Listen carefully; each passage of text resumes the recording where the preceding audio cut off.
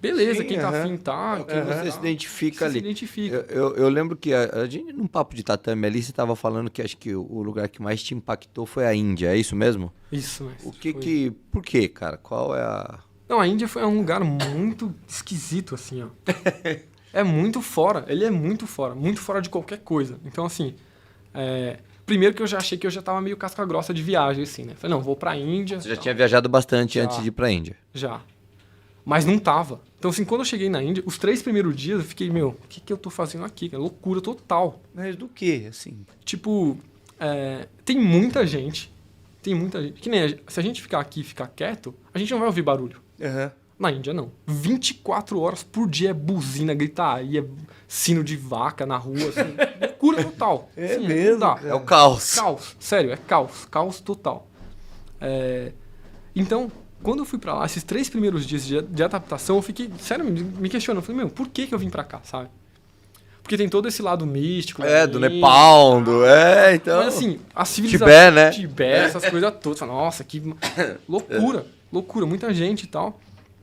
E mesmo assim, tem alguma coisa que acontece diferente lá. Tem muito um 71. Tem uma cidade lá que chama Varanasi, né? Uhum. Que eles fazem as cremações dos corpos pra jogar no Rio Ganges, né? Que é super poluído, agora no Covid lá, deu mó encrenca Loucura lá, total. né? Super poluída e super turística, né? Então, assim, tem os sadhus. Os sadhus são tipo os caras homens santos, né? Uhum. Só um 71, velho. Só um 71. Sério mesmo. Tipo, o pessoal que tá ali é puro turismo. Não tem nada de verdadeiro ali, sabe? Uhum. Então é o cara que, tipo, não pode beber, mas tá com um corote aqui de baixo, sabe? É o cara que não pode fumar, mas tá com um cigarrinho aqui embaixo. É um cara que... Então, assim, não tem como. O fluxo de capital e o dinheiro e o status, eles modificam as pessoas, sabe? E modificam os lugares. Verdade. Então, tipo, quando você vai pra um lugar muito turístico, provavelmente você não vai encontrar nada de original mais lá. E a Índia é meio assim, mas ela... Mesmo dentro desse caos, ela tem alguma coisa... Tem um misticismo. Tem, meu. Teve um dia que a gente foi... Como que funciona o panteão indiano ali, né? Dos deuses, não? Chama Trimurti. Os Brahma, que é o criador de tudo. Vishnu, que é uma deusa que... ela cria manutenção, né? Ela equilibra as coisas. E a Shiva, né? Que destrói. Então, se você olhar para a vida em si, esses 3 deuses estão manifestados, né? Sim. Você cria, se mantém e acaba. Então, tem... E dentro desses outros deuses, tem assim, centenas de deuses na Índia, né? Então, tem templos e tudo mais. E para Brahma, tem um templo só na Índia. Em todos os lugares tem vários templos para tudo. O templo de Ganesh tem 1 milhão. Templo de Shiva tem um monte, sabe? Mas para Brahma tem um. E aí a gente foi, uma cidade chama Pushkar. E aí a gente foi lá e a gente foi ver a abertura do templo. Então, todo dia tem um mesmo esquema, um incenso, sino e mantra. E aí eu achei aquilo muito bonito, né? De ver aquela perpetuação da mesma tradição, né? E aí eu perguntei para um guia, né? Falei assim, mas os caras assim não tem nenhuma treta, né? Tipo, eu sigo Vishnu, o cara segue sei lá o quê, o cara segue não sei quem, não tem... Aí ele me explicou uma coisa que eu achei muito bonita e mudou, assim, a minha percepção das coisas, né? Ele falou assim, não tem isso porque Brahma, que é o cara que a gente tá no templo lá, o Deus primordial que criou tudo, ele é a fonte de manifestação e tudo flui dele. Então, assim, todos os outros deuses são ele mesmo se manifestando com outras formas, sabe? Então, no final das contas, tudo é tudo. Não tem diferenciação. Então, não tem... É como se tivessem várias religiões debaixo do guarda-chuva de Deus. Tipo isso. É tipo isso. Exatamente isso. É como se tivesse uma fonte de água e rios gigantescos que cresceram aparentemente divididos, mas a fonte é a mesma, né? Eles se manifestam dessa fonte inicial. Então, no final das contas, se você beber a água lá na Casa do Chapéu, você está bebendo da fonte inicial ainda, não? E eu achei isso muito bonito. Porque, assim, eu comecei a enxergar as pessoas assim também, sabe? Então, hoje em dia, e depois disso, depois de várias outras experiências, eu vejo a vida como uma manifestação. Então, no final das contas, tudo é muito bonito, sabe? Seja como você quiser ser, A sua manifestação de vida é muito interessante. Você tem o direito de se manifestar naturalmente, sabe? De ser como você é, de ter seus pontos de vista. Então, eu comecei a ver as coisas e a vida como manifestações, né? Da experiência da vida em si. Mas isso, a Índia que te fez ver isso, você acha? Eu sempre fui muito ligado a essas coisas de estudar e ler e tal, né? Principalmente essas coisas de vertente religiosa, que eu acho bem interessante. Qual é a sua religião? Eu não tenho, mestre. Mas você acredita em alguma coisa? Eu acredito que, assim, existe... Uma força maior, uma energia. Sim, existe isso.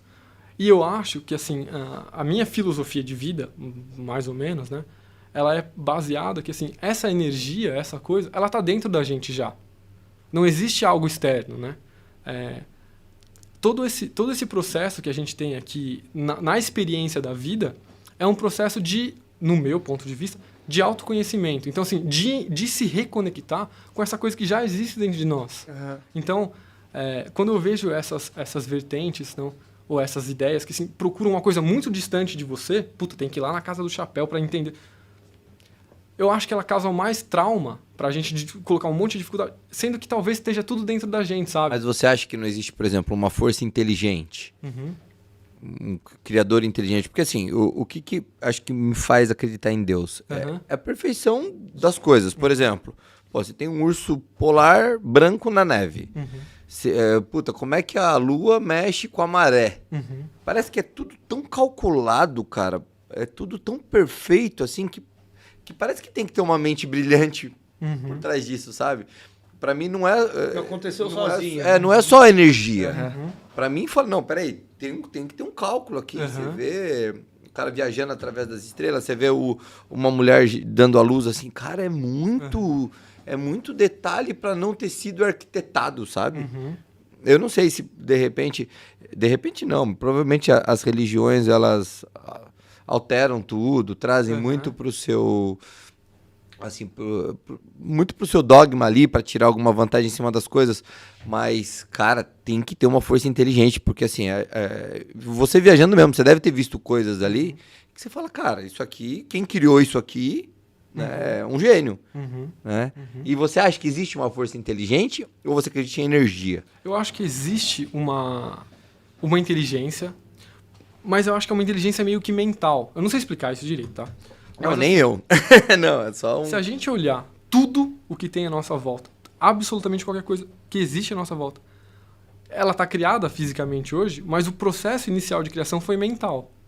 Essa mesa, por exemplo, né, surgiu de uma necessidade. Estamos aqui, tem que colocar algumas coisas... Beleza. Onde ela apareceu primeiro? Na cabeça de alguém. Mentalmente ela foi criada. Os tatames, as faixas, a TV, tudo, absolutamente tudo. E coisas naturais. Então, e assim, as coisas físicas têm um propósito, né? Tipo, por exemplo, um copo é segurar a água. Sim. Se a gente, ser humano, teve a capacidade de criar coisas com propósito, a natureza tem o seu propósito, entendeu? Eu acho. E tem a sua racionalidade, a sua inteligência natural. Tem uma racionalidade, né, que eu não consigo compreender. Eu não consigo olhar para as coisas e falar se...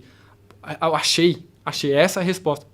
Acho que a gente nunca vai conseguir achar, mas eu acho que, assim, existe uma razão para tudo. Se a gente que é ser humano, e é tão ínfimo, né? A gente consegue criar coisas com propósito, né? Trazer coisas da nossa mente para a matéria, né? Criar coisas... Eu acho que essa existência da natureza, essa existência da vida tem uma grande inteligência, né, por detrás, e tudo tem seu propósito. Mas eu não consigo explicar. E até hoje não consigo.